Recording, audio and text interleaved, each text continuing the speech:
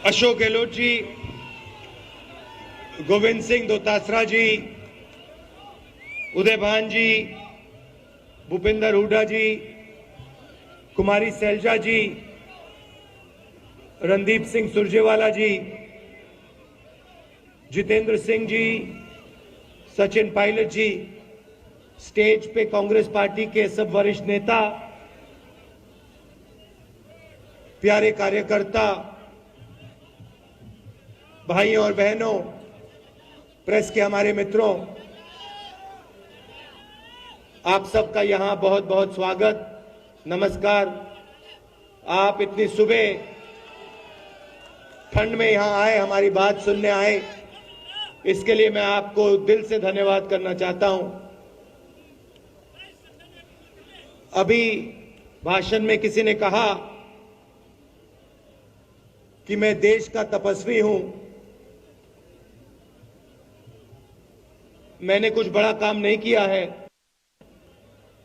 इस देश में मुझसे बड़े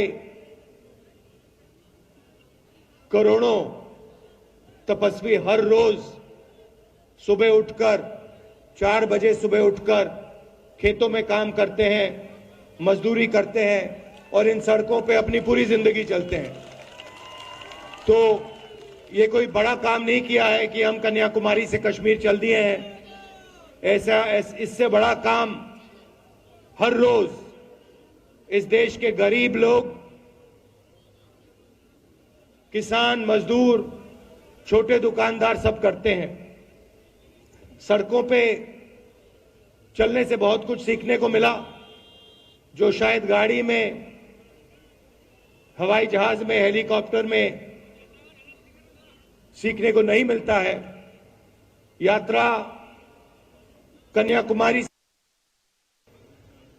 और श्रीनगर में हिंदुस्तान के तिरंगे को हम लहरा के छोड़ेंगे। कोई भी शक्ति इस यात्रा को नहीं रोक सकती है। और इसका कारण है, ये यात्रा कांग्रेस पार्टी की यात्रा नहीं है। ये लोग चल रहे हैं, मगर ये यात्रा हिंदुस्तान के गरीब किसानों की है, मजदूरों की है, छोटे दुकानदारों की है और जो हमारे करोड़ों बेरोजगार युवा हैं, नहीं दिखाई दे रहा है। ये यात्रा उनकी है। मुझसे पहले पूछा गया, बीजेपी के नेताओं ने पूछा कि यात्रा की क्या जरूरत है, क्या जरूरत है कन्याकुमारी से कश्मीर चलने की। तो मैंने उनका जवाब दिया, आपके नफरत के बाजार में, आपके नफरत के बाजार में मोहब्बत की दुकान खोल रहे हैं। और ये काम कांग्रेस पार्टी ने, विचारधारा है जो हजारों है। जब भी ये लोग इस देश में, इस धरती में नफरत फैलाने निकलते हैं, एकदम हमारे विचारधारा के लोग बाहर निकलकर मोहब्बत और प्यार फैलाना शुरू कर देते हैं। भाइयों और बहनों, ये नई लड़ाई नहीं है। ये मत सोचिए कि ये लड़ाई आज की लड़ाई है, 21वीं सदी की लड़ाई है। ये लड़ाई हजारों साल पुरानी है, हजारों साल पुरानी है। और इसमें दो विचारधाराएं लड़ती हैं और लड़ती आ रही हैं। एक विचारधारा जो चुने हुए लोगों को फायदा पहुंचाती है, लोगों को पहुंचाती है और पहुंचाती थी। और दूसरी विचारधारा जो जनता की आवाज है, जो जनता का दर्द है, जो किसान की आवाज, मजदूर की आवाज, उसकी विचारधारा है। तो ये लड़ाई चलती आ रही है, चलती जाएगी, मगर इस लड़ाई में कांग्रेस पार्टी का आज रोल है, हम सब का रोल है। इसीलिए हमने ये यात्रा शुरू की है। सीखने को बहुत मिला। यात्रा में लंबे भाषण नहीं देते हैं। 6 बजे सुबह शुरू होती है और आमतौर से 6-7 घंटे हम चलते हैं। आजकल नेताओं को आदत हो गई है, और मैं हर पार्टी की बात कर रहा हूं, मैं कांग्रेस पार्टी की बात कर रहा हूं, बीजेपी की बात कर रहा हूं, समाजवादी सब पार्टियों की बात कर रहा हूं। आजकल नेताओं के बीच में और जनता के बीच में खाई बन गई है। नेता सोचते हैं कि जनता की बात सुनने की जरूरत नहीं है और भाषण देते, घंटों लंबे भाषण देते हैं। इस यात्रा ने उसको बदलने की कोशिश की है। 7-8 घंटे अब चलते हैं और सारे के सारे नेता, किसानों की, मजदूरों की, युवाओं की, माताओं बहनों की, छोटे दुकानदारों की, स्मॉल मीडियम बिजनेस चलाने वाले लोगों की बात सुनते हैं। और 7-8 घंटे बाद, चलने के बाद, सड़कों पे चलने के बाद, धक्के खाने के बाद, सुनने के बाद, हम 15 मिनट भाषण देते हैं।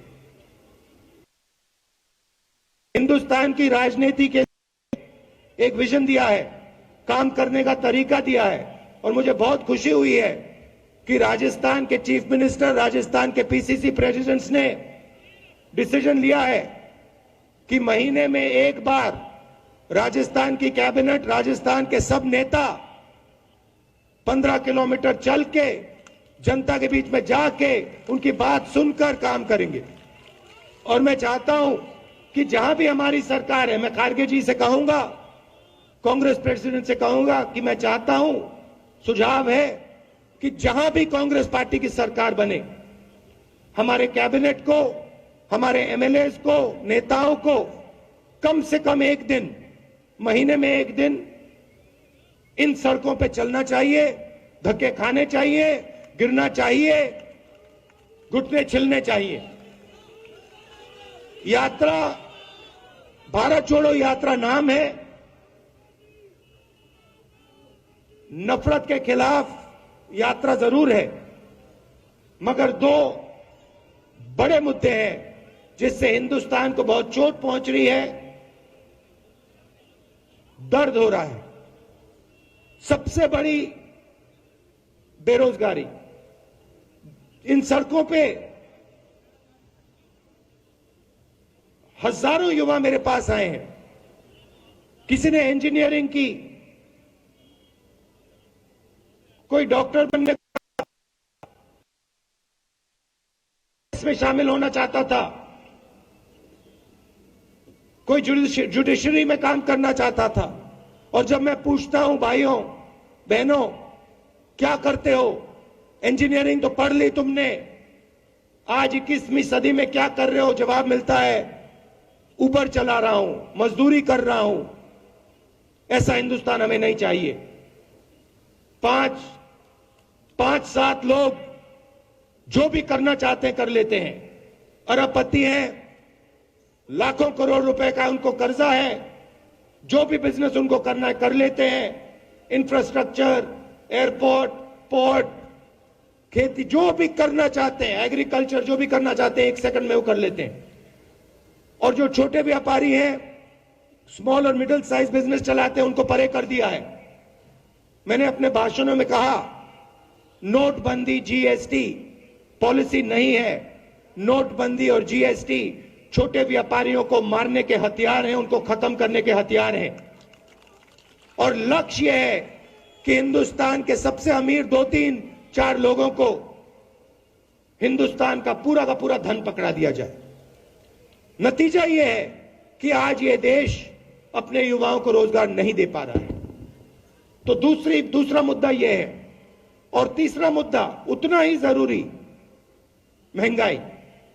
आपको याद होगा कि जब यूपीए की सरकार थी, गैस सिलेंडर 400 रुपए में मिलता था। आज 1000 रुपए में गैस सिलेंडर मिलता है। 1200 रुपए में मिलता है। पेट्रोल 60 रुपए का मिलता था, आज कितने का मिलता है? 107 रुपए का मिलता है।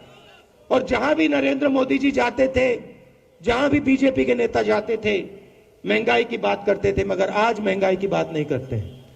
तो ये 3 मुद्दे हैं।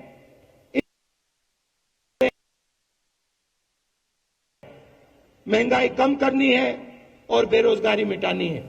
आप सब आए, आपने इतना प्यार दिखाया और पूरे रास्ते पे मैं आपको बता रहा हूं, देखिए आप आज देखना, एक बात नोट करना, जैसे आज सुबह मुझ में कोई थकान नहीं है, वैसे ही शाम को आप मेरा चेहरा देखना जब मैं भाषण दूंगा, जैसा आज सुबह मैं दिख रहा हूं वैसा ही मैं शाम को दिखूंगा, कोई थकान नहीं होती।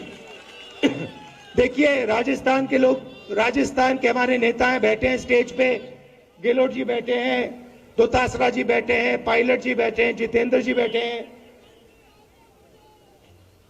हरीश चौधरी जी बैठे हैं। इनका चेहरा देखिए, क्या ये 17 दिन चले हैं, 25-25 किलोमीटर चले हैं, हाफ मैराथन हर रोज दौड़ी है इन्होंने। क्या इनके चेहरों पे थकान दिख रही है? कुछ नहीं। क्यों? क्योंकि हम अपनी शक्ति से नहीं चल रहे हैं, हम आपके मोहब्बत और आपकी शक्ति के साथ चल रहे हैं। तो आपने मदद की, आपने पूरी शक्ति अपनी डाल दी इस यात्रा में, इसके लिए मैं बहुत आभारी हूं और दिल से आपका धन्यवाद करना चाहता हूं। और अब चलो हरियाणा की इन सड़कों पे अगले 3 दिन हम चले और हरियाणा की जनता के दिल में जो दर्द है उसको सुने। बहुत बहुत धन्यवाद, नमस्कार, जय हिंद।